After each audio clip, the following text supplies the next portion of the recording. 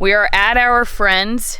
You may have seen the video we did with them earlier a few months ago where they got their meat chickens for the first time. Former city slickers, recently moved from Seattle and are like diving headfirst into the homesteading world. So they got a bunch of chickens and now it's time to process them. We decided to come participate and this is what it was like. The chickens in here get a pass today.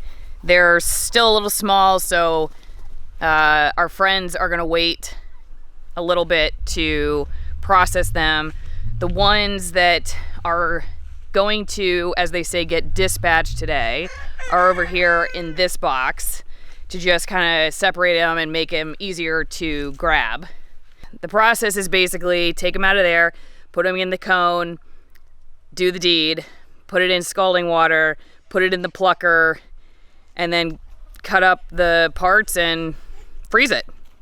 So let's see what it looks like. The roosters are bigger, so we're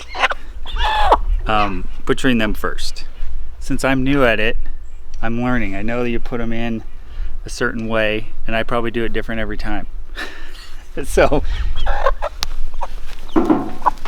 most people on YouTube, they don't show you, what do they call it? Dispatching the chicken. Dispatching. I think that's what the correct word that they use. I have a friend who is still single, if you're looking, but after I tell you this, you may not be interested, who will not date any hunters, but she will date people that eat McDonald's or Taco Bell. I've really never quite understood how you wouldn't rather date somebody who has an appreciation for their food and is involved in it. Hang on a second. Hang on. Can you spray the garden?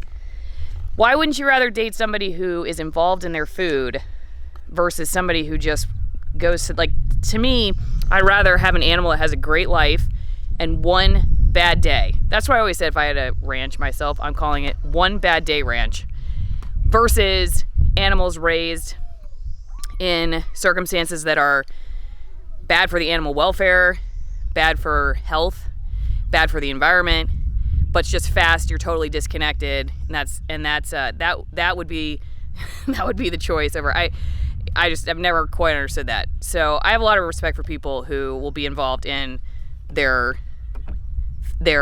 food. So we just got it out of the cone, and now we're gonna put it in some hot water for about a minute, and this loosens the feathers. It's about 150 degree water.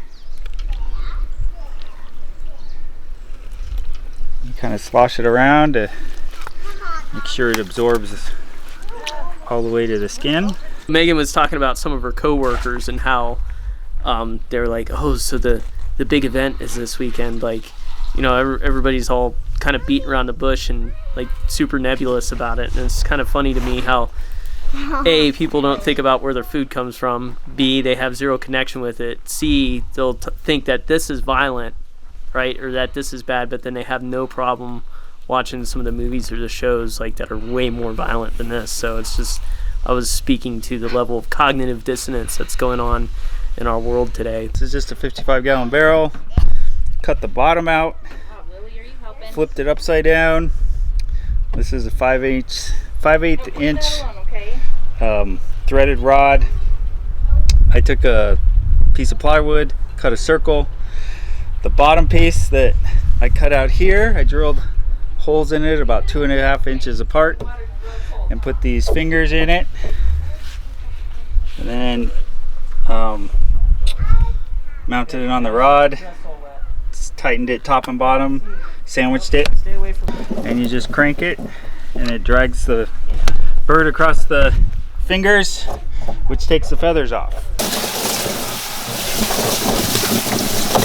Key ingredient is water. It helps when the feathers get loose, it washes them out the bottom of the barrel. And if you buy a motorized one, I think it goes at 300 RPM, which is considerably faster than I can do.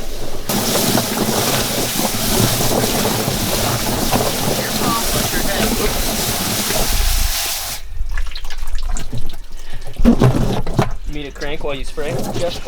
I think we're pretty good. Done. Oh, that's pretty good. Wow. There's a naked bird. Good job. All right. It's nice to have smaller hands. They can pick the little feathers easier. The producer's not watching the final moment, but it has been helping pluck the feathers. Sorry, Kiki. Sorry, birdie. Yeah, sorry, birdie. Sorry, chickie. Really fascinated by it. It seems like the kids are really not bothered by this at all. What do you think the hardest part has been?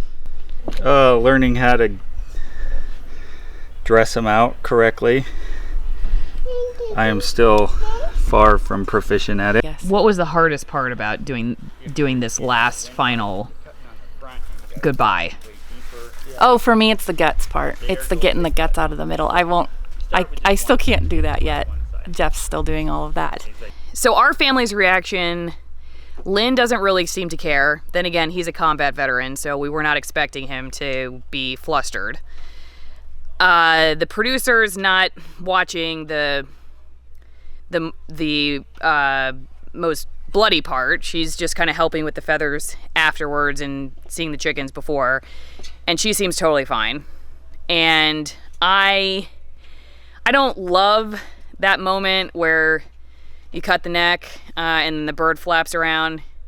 It's kind of makes me queasy in my stomach a little bit, but again, I think there's responsibility for food eaters to engage in some way with their food if you want to have a better system out there, and I'm all about that.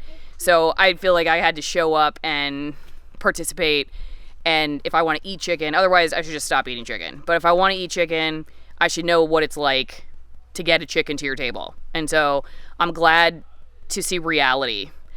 And, you know, maybe if somebody had introduced me to this when I was younger, it would be a different experience. I'm sure it would be a different experience, but I'm glad for the opportunity to see it.